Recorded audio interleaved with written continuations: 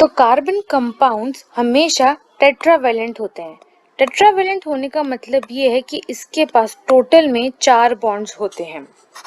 लेकिन अगर इस स्टोरी में थोड़ा सा बदलाव आ जाए, यानी कि ये दोनों इलेक्ट्रॉन्स X लेकर बाहर निकल जाए, जिससे ये X माइनस बने, तो इससे रिजल्ट ये होता है कि पीछे हमें मिलता है एक carbocation.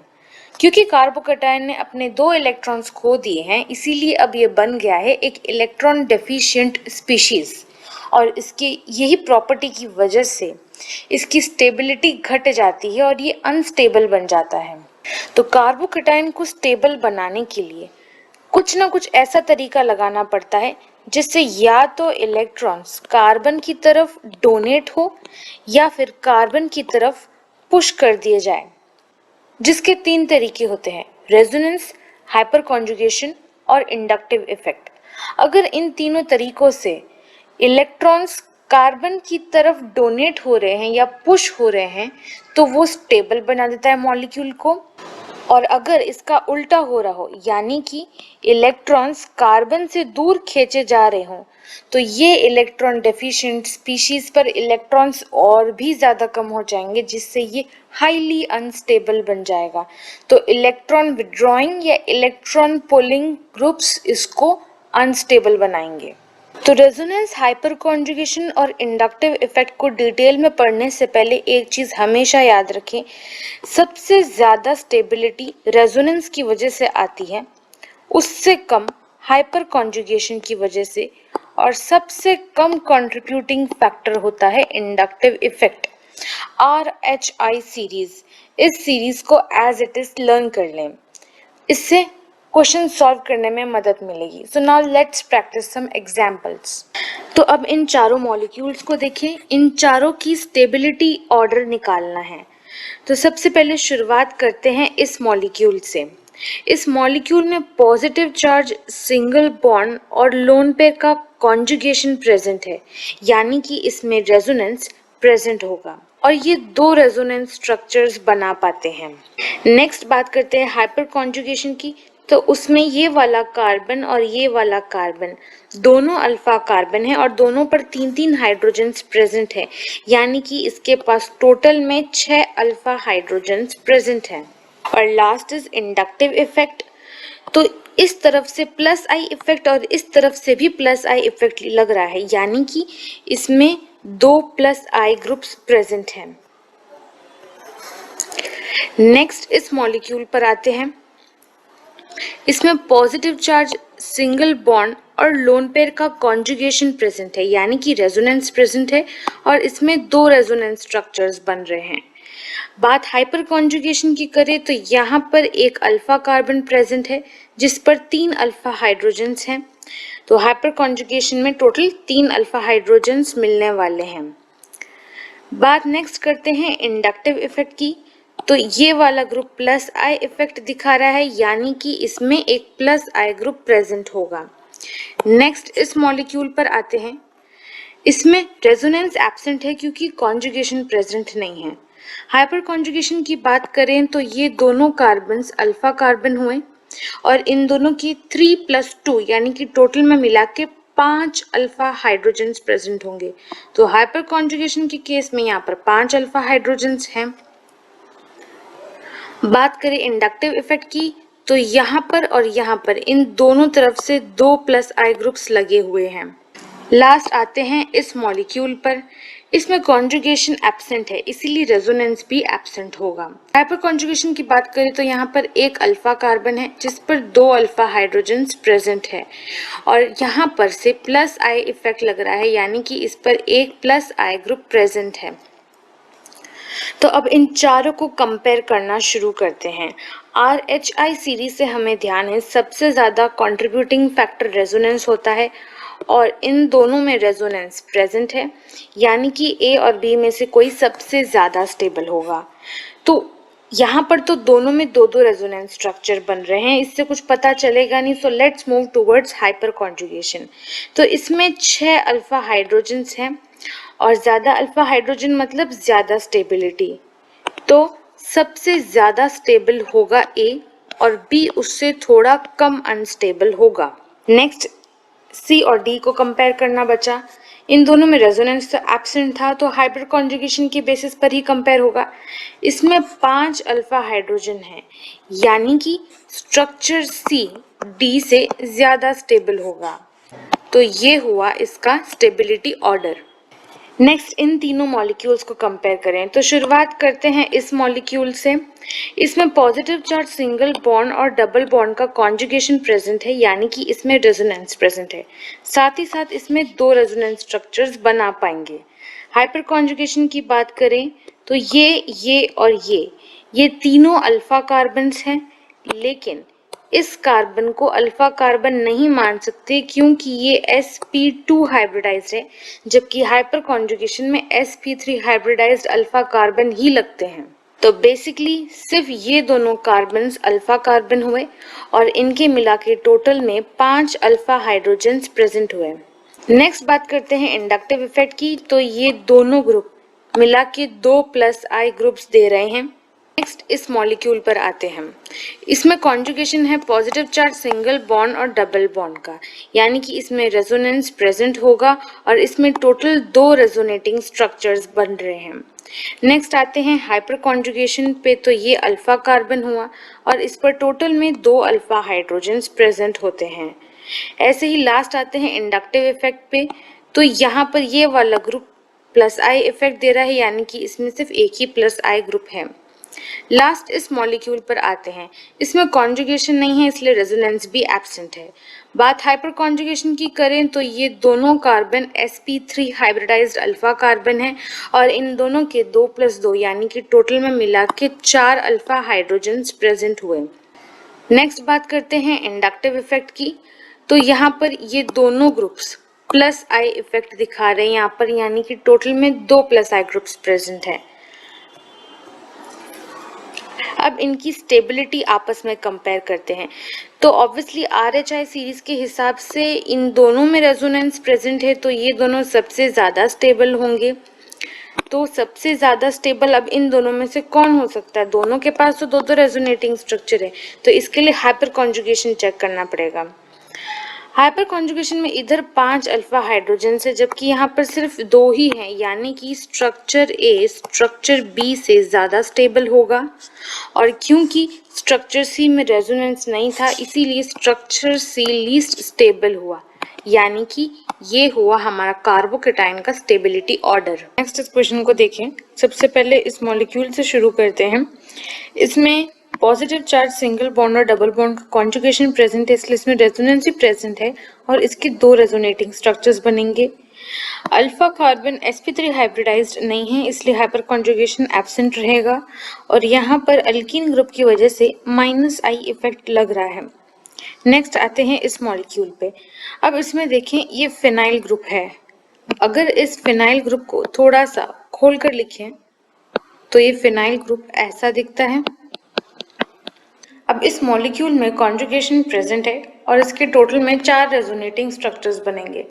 sp3 hybridised alpha carbon ही हाइपर कॉन्जुगेशन एब्सेंट रहेगा और ये फिनाइल ग्रुप -I इफेक्ट दिखाता है। नेक्स्ट इस मॉलिक्यूल पर आए। इसमें कॉन्जुगेशन नहीं, इसलिए रेजोनेंस एब्सेंट रहेगा। हाइपर कॉन्जुगेशन की बात करें तो यहाँ पर टोटल में 3 sp3 हाइब्रिडाइज्ड अल्फा कार्बन है, जिसके मिला के 9 अल्फा हाइड्रोजन हो रहे हैं, तो इसमें हाइपर कॉन्जुगेशन प्रेजेंट रहेगा। साथ ही साथ इंडक्टिव इफेक्ट के लिए यहाँ पर 3 CH3 यानी कि 3+I ग्रुप्स लग रहे हैं। तब इसकी स्टेबिलिटी कंपेयर करना शुरू करते हैं। इसमें 4 रेजोनेटिंग स्ट्रक्चर है, इसमें सिर्फ 2 है, यानी कि स्ट्रक्चर B स्ट्रक्चर A से ज़्यादा स्टेबल हुआ और लीस्ट स्टेबल हुआ स्ट्रक्चर C।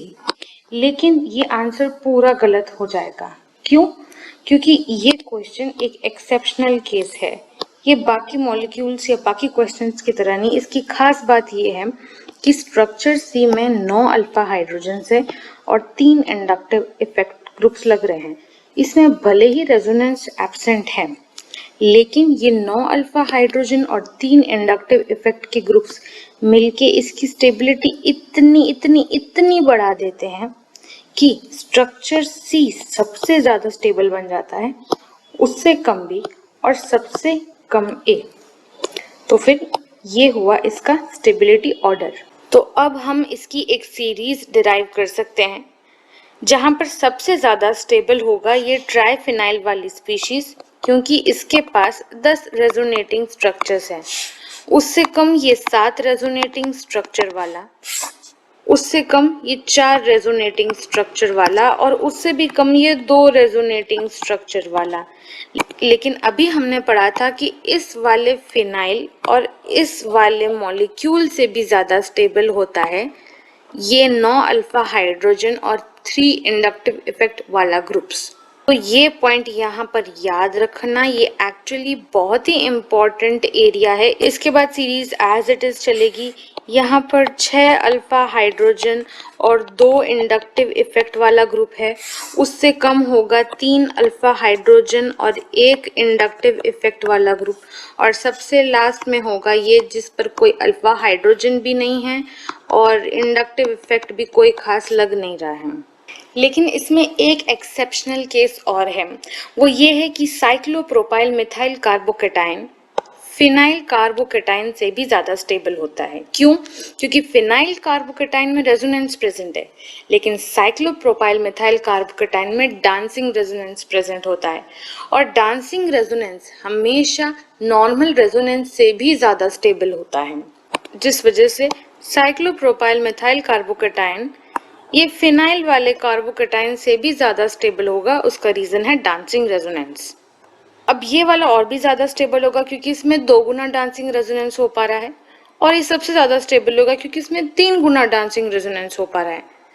तो ये हमारी सीरीज थी जहां पर ये वाला सबसे ज्यादा स्टेबल होता है और ये वाला सबसे कम स्टेबल होता है।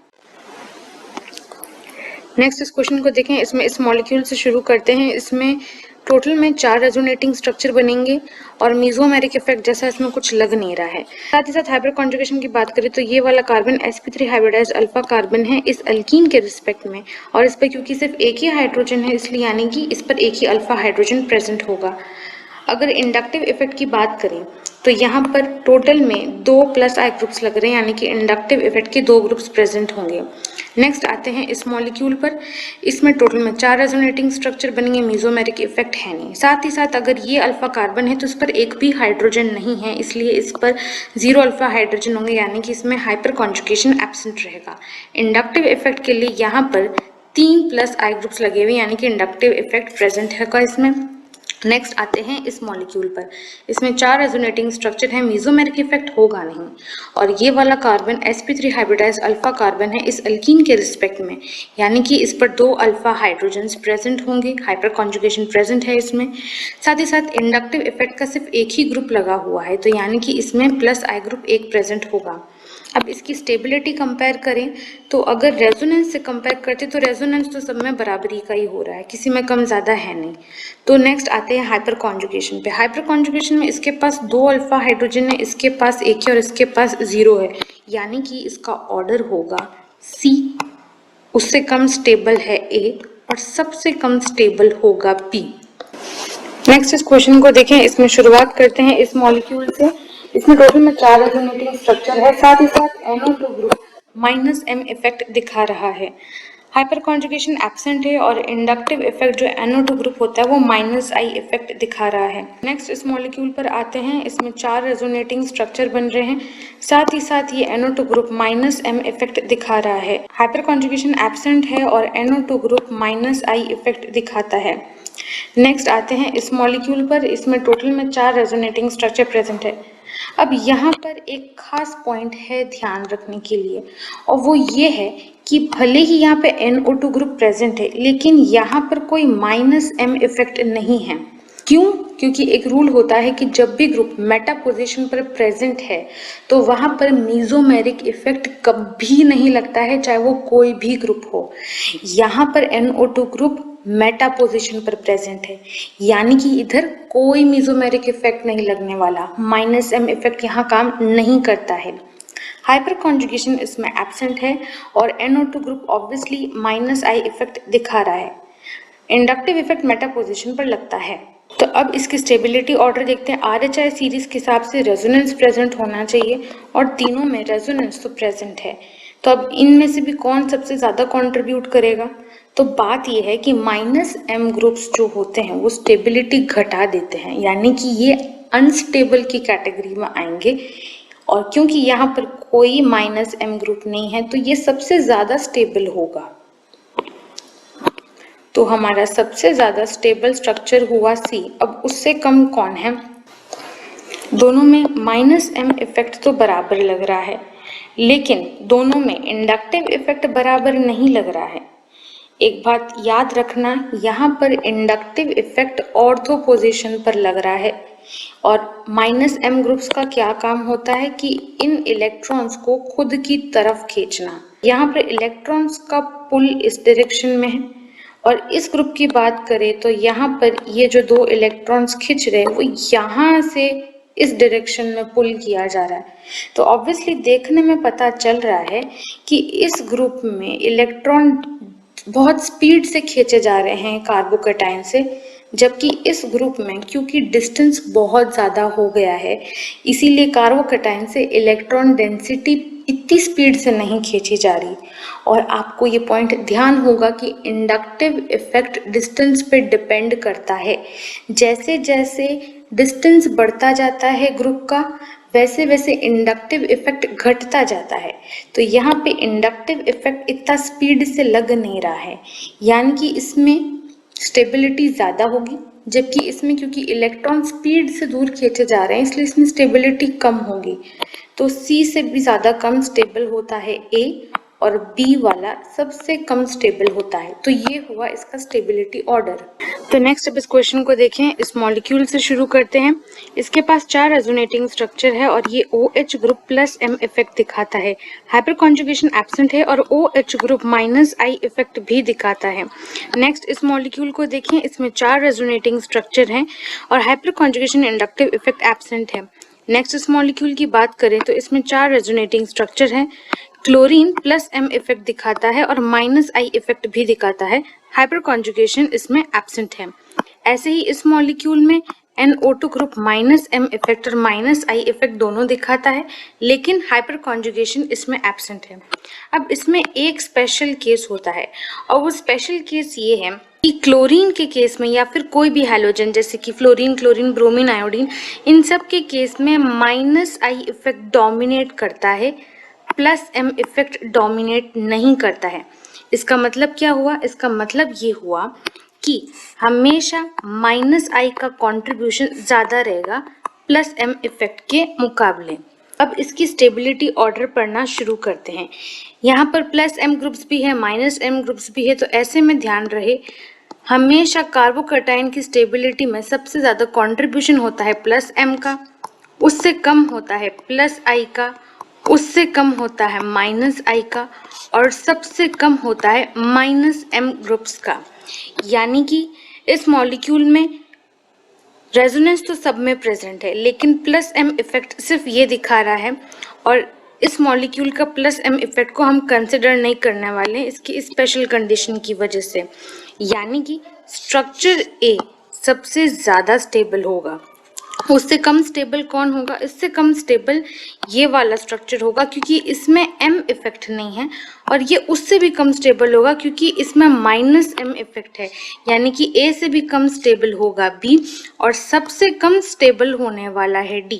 तो इस हिसाब से C बीच में आ जाएगा। इसको समराइज करें तो ऐसे समझ लें कि A group plus M effect की वजह से सबसे ज़्यादा स्टेबल है, D ग्रुप माइनस M की वजह से सबसे कम स्टेबल है, C वाले मॉलिक्यूल में माइनस I डोमिनेट कर रहा है इसलिए थोड़ी सी ज़्यादा स्टेबिलिटी आ गई है, और B में कोई M इफेक्ट लग नहीं रहा है, कुछ नहीं है, इसीलिए ये A से थोड़ा कम स्टेबल होगा। तो यहाँ पर ये हुआ इसका स्टेबिलिटी ऑर्डर। नेक्स्ट इस क्वेश्चन को देखें। इसमें इस मॉलिक्यूल से शुरू करते हैं। इसमें OH group plus M effect दिखा रहा है, 4 रेजोनेटिंग स्ट्रक्चर्स भी होंगे, साथ ही साथ ये OH group minus I effect भी दिखाता है। हाइपर कॉन्जुगेशन इसमें एब्सेंट रहेगा। इसमें OCH3 4 रेजोनेटिंग स्ट्रक्चर्स के साथ प्लस M इफेक्ट दिखा रहा है और माइनस I इफेक्ट दिखाता है। हाइपर कॉन्जुगेशन इसमें भी एब्सेंट रहेगा। नेक्स्ट इस मॉलिक्यूल की बात करें। इसमें CH3 ग्रुप 4 रेजोनेटिंग स्ट्रक्चर्स के साथ कोई भी मीजोमेरिक इफेक्ट नहीं दिखाएगा, लेकिन हाइपर कॉन्जुगेशन से प्रेजेंट होगा क्योंकि इसमें sp3 हाइब्रिडाइज्ड अल्फा कार्बन है। इस एल्कीन के रिस्पेक्ट में, और यहाँ पर 3 अल्फा हाइड्रोजन्स इस कार्बन पे प्रेजेंट है, तो इसमें हाइपर कॉन्जुगेशन प्रेजेंट रहेगा, साथ ही साथ CH3 group plus I effect भी दिखाता है। नेक्स्ट इस मॉलिक्यूल की बात करें तो इसमें सिर्फ 4 रेजोनेटिंग स्ट्रक्चर बनेंगे और कोई इफेक्ट इसमें नहीं लगने वाला है। अब इसकी स्टेबिलिटी की बात करते हैं तो RHI सीरीज के हिसाब से रेजोनेंस तो चारों में प्रेजेंट है, लेकिन सिर्फ इन दोनों में प्लस एम इफेक्ट प्रेजेंट है, यानी कि ए और बी में से कोई एक ज्यादा स्टेबल होगा। अब प्लस एम इफेक्ट तो हमेशा बराबर लगता है, यानी कि अब हम -I के रिस्पेक्ट में ही इसको डिस्कस कर पाएंगे। अगर इंडक्टिव इफेक्ट की सीरीज याद हो तो OCH3 का -I इफेक्ट OH से ज्यादा होता है, यानी कि OCH3 ज्यादा अनस्टेबिलिटी देगा, इसलिए स्ट्रक्चर भी थोड़ा अनस्टेबल होगा ए से। और क्योंकि इसमें 3 अल्फा हाइड्रोजन्स प्रेजेंट हैं, इसीलिए इससे थोड़ा कम स्टेबल होगा स्ट्रक्चर सी और लीस्ट होगा डी, जिसमें कुछ नहीं मिल रहा है। नेक्स्ट इस क्वेश्चन को देखें, इसमें इस मॉलिक्यूल से शुरू करते हैं। इसमें रेजोनेंस एब्सेंट है, ये sp3 हाइब्रिडाइज अल्फा कार्बन है, इस पर 3 अल्फा हाइड्रोजन्स हैं, साथ ही साथ ये CH3 group plus I effect भी दिखाता है। नेक्स्ट इस मॉलिक्यूल की बात करें, इसमें रेजोनेंस हाइपर कॉन्जुगेशन एब्सेंट है, लेकिन ये CH2 ग्रुप जो डबल बॉन्ड से है, ये डबल बॉन्ड्स हमेशा -I इफेक्ट दिखाते हैं। नेक्स्ट इस मॉलिक्यूल की बात करें, रेजोनेंस हाइपर कॉन्जुगेशन एब्सेंट है, और इंडक्टिव इफेक्ट की बात करें तो यहाँ पे ट्रिपल बॉन्ड लग रहा है जो कि -I इफेक्ट दिखाता है। नेक्स्ट इसकी स्टेबिलिटी ऑर्डर पढ़ना शुरू करते हैं तो RHI सीरीज के हिसाब से सबसे ज्यादा हाइपर कॉन्जुगेशन वाला देखेंगे, इसमें 3 अल्फा हाइड्रोजन्स प्रेजेंट हैं, इसीलिए सबसे ज्यादा स्टेबल होगा ए। उससे कम अब कैसे पता करें, क्योंकि दोनों में -I इफेक्ट लग रहा है और दोनों में डिस्टेंस भी बराबर है, तो हम ये भी नहीं कह सकते कि डिस्टेंस और इंडक्टिव इफेक्ट का रिलेशन यूज करें। तो फिर क्या करें ऐसे केस में? तो ऐसे केस में हमेशा याद रखना, इन तीनों की हाइब्रिडाइजेशन चेक करो। यहाँ पर हाइब्रिडाइजेशन है sp, यहाँ पर है sp2 और यहाँ पर है sp3। इससे होगा क्या? इससे होगा ये कि इसका S कैरेक्टर होगा 50%, इसका होगा 33% और इसमें होगा 25%। और जिसका S कैरेक्टर ज़्यादा होता है उसकी इलेक्ट्रोनेगेटिविटी भी बहुत ज़्यादा होती है। थोड़ा कम S कैरेक्टर होगा तो इलेक्ट्रोनेगेटिविटी थोड़ी कम हो जाएगी, और भी कम S कैरेक्टर होने से इलेक्ट्रोनेगेटिविटी और भी घट जाएगी। अब किसकी इलेक्ट्रोनेगेटिविटी की बात हो रही है? इस बॉन्ड की और इस बॉन्ड की इलेक्ट्रोनेगेटिविटी की बात हो रही है, क्योंकि यहाँ पर ऑर्बिटल्स मिल रहे हैं। हम s ऑर्बिटल की बात कर रहे हैं, यहाँ पर s ऑर्बिटल मिलेंगे तो इनकी इलेक्ट्रोनेगेटिविटी की बात हो रही है। अब इलेक्ट्रोनेगेटिविटी से क्या होता है? इलेक्ट्रोनेगेटिविटी से होता है कि इलेक्ट्रॉन्स इस डायरेक्शन में खींचे जाएंगे स्पीड से, इससे थोड़े कम स्पीड से इस डायरेक्शन में खींचे जाएंगे, और इसमें तो ना के बराबर ही होने वाला है, यानी कि इसमें कार्बोकैटायन पर इलेक्ट्रॉन डेंसिटी बहुत ही ज़्यादा घट जाएगी और ये हाईली अनस्टेबल बन जाएगा। ये थोड़ा कम अनस्टेबल और ये सबसे कम वाला अनस्टेबल होगा, यानी कि A से थोड़ा कम अनस्टेबल होगा B और सबसे कम अनस्टेबल होगा C।